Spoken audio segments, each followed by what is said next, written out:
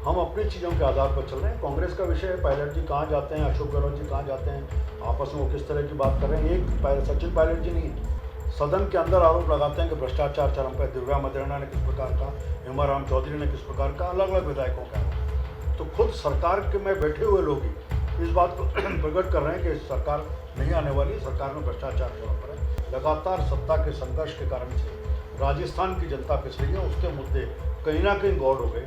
तो मुख्यमंत्री जी और कांग्रेस भी इस बात को मानती है कि आज एंटी इनकम्बेंसी चरम पर है, वो दूर होने के कारण नहीं है, और उनके कारणों को मुख्यमंत्री जानते हैं। और वो ये भी जानते हैं कि जब हम चुनाव के लिए जाएंगे तो राजस्थान की जनता इन सब के जवाब मांगे। वही रीटोत्सव चीटोत्सव बन गया, और इस चीट के तार सीधे सीधे मुख्यमंत्री जी के ऑफिस तक जाते थे। नमस्कार, आप देख रहे हैं द फैक्ट इंडिया। मैं हूं आपके साथ मनीष गौड़। आज हमारे साथ खास बातचीत के लिए मौजूद है राजस्थान बीजेपी के पूर्व प्रदेश अध्यक्ष अरुण चतुर्वेदी जी। इनसे हम जानेंगे कि जो राजनीति में चर्चाएं चल रही है, बातें चल रही है, उन पर इनकी राय जानेंगे, और आगामी जो विधानसभा चुनाव होने वाले हैं इन पर इनकी पार्टी की क्या तैयारियां हैं, ये सब बातचीत करेंगे। तो स्वागत है आपका द फैक्ट इंडिया पर। तो विधानसभा चुनाव होने वाले 6-7 महीने में, तो पार्टी क्या तैयारी है राजस्थान में? लेकिन निश्चित रूप से एक राजनीतिक दल के नाते, और वो भी एक कैडर बेस ऑर्गेनाइजेशन के नाते से हम कह सकते हैं कि पहली प्राथमिकता ये होती है कि संगठन की मजबूती काम करना। आज पिछले कुछ समय में लगातार प्रयास के बाद भारतीय जनता पार्टी ने प्रत्येक बूथ के ऊपर अपने कार्यकर्ताओं की 21 लोगों की टीम, उसके ऊपर पन्ना प्रमुख की नियुक्ति, मोर्चे प्रकोष्ठों का, संगठन की संरचना के काम को पूरा किया। राजनीतिक दृष्टि से भी हर मुद्दे के ऊपर सदन के अंदर और सदन के बाहर सरकार को घेरने का काम पार्टी कर रही है। आज सरकार की विफलताओं को लेकर के पार्टी अपने कार्यकर्ताओं की ताकत के बल पर एक मजबूत स्थिति में। कार्यकर्ता पूरी तरह से तैयार है? निश्चित रूप से पूरे कार्यकर्ता एकजुटी होकर के एक मन के साथ अगले चुनाव की तैयारी में हैं, और इस सरकार को सत्ता से कैसे उतारा जाए, जनता को साथ सके, इसके लिए अपने संगठन कौशल के आधार पर काम कर रहे हैं। किन मुद्दों को लेकर आप राजस्थान में कांग्रेस सरकार के खिलाफ उतरोगे मैदान में? तो बहुत स्पष्ट चीज़ है। पहली बात तो जिन मुद्दों को लेकर के पिछली विधानसभा के समय कांग्रेस आई थी, विशेष रूप से किसानों की संपूर्ण ऋण माफ़ी का विषय होगा, बेरोजगारी भत्ते का विषय होगा, बिजली की कीमतों में बढ़ोतरी नहीं करने का विषय होगा। इन विषयों में से एक भी विषय को पूरा नहीं किया। हम कह सकते हैं कि चुनावी वादों को पूरा नहीं किया। इन 4 सालों के कालखंड को देखें तो राजस्थान की जनता ने केवल सत्ता संघर्ष देखा है। कोरोना के कालखंड में भी जब आम आदमी परेशान था और अपने आप चाहता था कि हमारे जनप्रतिनिधि और सरकार के लोग हमारे साथ आकर खड़े रहें, उस समय सत्ता की लड़ाई में कांग्रेस के लोग लगे हुए थे, और 5 स्टार 7 स्टार होटलों में बैठ करके अच्छे से अच्छे भोजन का लुत्फ उठा रहे थे और उस मौसम का आनंद लेने में लगे हुए थे। आम आदमी अपने जीवन से लड़ रहा था, इनको कहीं आसपास नहीं देखा। हम सब ने देखा है कि लगातार कानून व्यवस्था झरझर हुई है, बहन बेटियों के साथ दुष्कर्म की घटनाएं लगातार बढ़ती रही, उनको नियंत्रण नहीं है। तुष्टीकरण की राजनीति आज कांग्रेस की सरकार के सिर पर चढ़ कर के बोल रही है कि कैसे वोट बैंक के कारण से एक वर्ग को खुश करें। ये सारे विषय ऐसे हैं जिसके कारण से एक ज़बरदस्त आक्रोश आज सरकार के खिलाफ है। हमारे पास पिछली भाजपा सरकार के जनहितैषी काम, नरेंद्र मोदी जी के नेतृत्व में सामाजिक सुरक्षा के नाते जितने काम हुए, आंतरिक सुरक्षा के विषय हुए, उन सब विषयों को लेकर के, और साथ ही दुनिया के देशों के साथ जिस प्रकार के संबंध बढ़े, एक प्रभावी तरीके से कोरोना मैनेजमेंट जो दुनिया में आज अपना मॉडल लेकर खड़ा हुआ, और सारे दुनिया के देश, बड़े बड़े विकसित देश भी आज भारत के इस लोहे को मानते हैं कि भारत ने एक नहीं 3-3 वैक्सीनों का निर्माण करके लगभग 225 करोड़ लोगों को मुफ्त में वैक्सीन लगाने का काम किया। समय समय पर आवश्यकता की स्वाभिमान भारत के नाते से 20 लाख करोड़ का कर्मचारी छोटे व्यापारियों में ऋण को बांटने का काम किया। लगातार 1920 से लेकर के आज तक लगभग देश के 80 करोड़ लोगों को मुफ्त अनाज देने का काम केंद्र की सरकार कर रही है। महिलाओं के खाते में 500 रुपये देने का काम किया।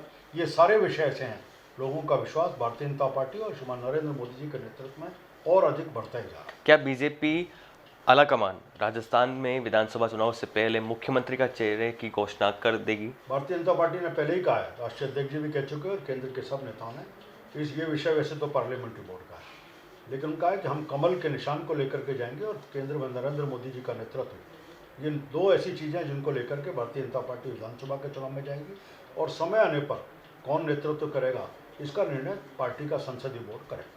सचिन पायलट अपने तेवर दिखा रहे हैं। कल उन्होंने सभा को संबोधित किया था शाहपुरा में, शहीद की मूर्ति का अनावरण किया था। इस दौरान उन्होंने कहा था कि जो मैंने मुद्दे उठाए थे अपनी सरकार के खिलाफ कार्रवाई न करने के, वो क्या गलत थे क्या? तो जनता ने बोला नहीं। तो क्या मानना है आपका कि वे अपनी सरकार के खिलाफ कार्रवाई ना करने के आरोप लगा रहे हैं? देखिए, सत्ता का संघर्ष पिछले 4 साल से राजस्थान की जनता देख रही है। आपको ध्यान होगा, मैं आपके माध्यम से जनता को याद दिलाना चाहूँगा, जिस दिन मुख्यमंत्री के नाते अशोक गहलोत जी शपथ ले रहे थे, राजभवन में एक कुर्सी और लड़नी चाहिए, ये झगड़ा सबने देखा है। और उसके बाद सचिन पायलट जी की कुर्सी लगी, वो भी बैठे। उसके बाद सत्ता का संघर्ष, कोई यहाँ पर बैठे थे, कोई जयपुर में बैठे थे होटलों में, कोई गुड़गांव में बैठे थे। इस चीज़ को हमने देखा। लगातार सत्ता के संघर्ष के कारण से राजस्थान की जनता पिस रही है। उसके मुद्दे कहीं ना कहीं गौड़ हो गए। आज हम कह सकते हैं कि मुख्यमंत्री जी के नेतृत्व में जिस प्रकार की पराकाष्ठा या खुला छूट विधायकों को मिली है, 120 मुख्यमंत्री राजस्थान में घूमते हैं, जो जैसा चाहे वो निर्णय कराते हैं। इसके माध्यम से भ्रष्टाचार चरम पर पहुंच चुका है। अच्छा होता है इन विषयों के ऊपर वो चर्चा करते तो बढ़िया। अतीक अहमद की हत्या की जाती है पुलिस हिरासत में, तो उस पर क्या मानना है आपका? नहीं, मैं जितना पढ़ पा रहा हूँ, उत्तर प्रदेश का विषय है। उत्तर प्रदेश के मुख्यमंत्री जी ने वहाँ कानून व्यवस्था को बनाए रखने के लिए जीरो टॉलरेंस दी है और उसके परिणाम भी दिख रहे हैं। जहाँ तक अतीक अहमद और उनके साथ के व्यक्ति की हत्या का मामला है, ये वहाँ की उत्तर प्रदेश की सरकार ने इस पर जुडिशल कमीशन बनाया है, 2 SIT बनाई हैं। हमें इंतजार करना चाहिए जुडिशल कमीशन की रिपोर्ट आए और पुलिस भी अपने गंभीरता के साथ तीनों आरोपियों को, तीनों को पकड़ा है, हमलावरों को पकड़ने के बाद उनसे जांच भी चल रही है। इसके निष्कर्ष जल्दी आएंगे और जनता के सामने। गहलोत कहते हैं कि मेरी योजनाएं से राजस्थान के सभी प्रदेशवासी खुश हैं और वे चाहते हैं कि वापस एक बार फिर कांग्रेस सरकार आए राजस्थान में, और ये जो ट्रेंड है वो टूटेगा अब की बार। लोग तो ये जानना चाहते हैं कि आपने वादा किया था किसानों की सिर्फ ऋण माफ़ी का। आज भी किसान ठगा महसूस कर रहा है कि इस आधार पर उसका आपको वोट दिया। आज ऋण माफ़ी तो बहुत दूर की बात है, किसानों की ज़मीन की कुर्की के आदेश निकल रहे हैं और इसके कारण से कई लगभग कोई 35 से अधिक किसानों को आत्महत्या करने को मजबूर होना पड़ा। आज युवा बेरोजगार अपने को ठगा महसूस कर रहा है। एक तरफ आपने कहा था बेरोजगारी भत्ता देंगे, किसी को बेरोजगारी भत्ता नहीं मिला। दूसरा आपने कहा कि रोजगार के अवसर अधिक उपलब्ध कराएंगे।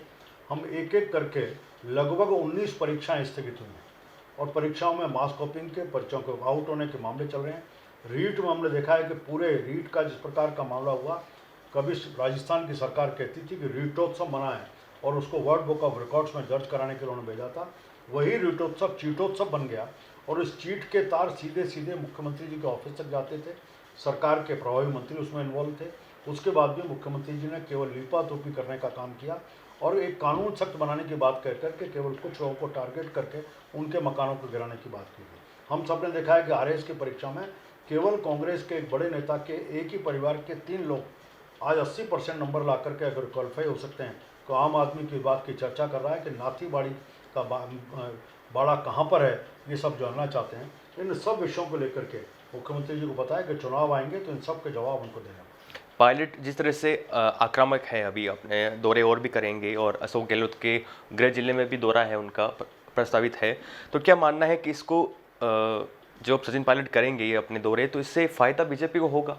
नहीं, बीजेपी किसी नकारात्मकता के आधार पर नहीं, हम अपनी चीज़ों के आधार पर चल रहे हैं। कांग्रेस का विषय है पायलट जी कहाँ जाते हैं, अशोक गहलोत जी कहाँ जाते हैं, आपस में वो किस तरह की बात कर रहे हैं। एक सचिन पायलट जी नहीं है।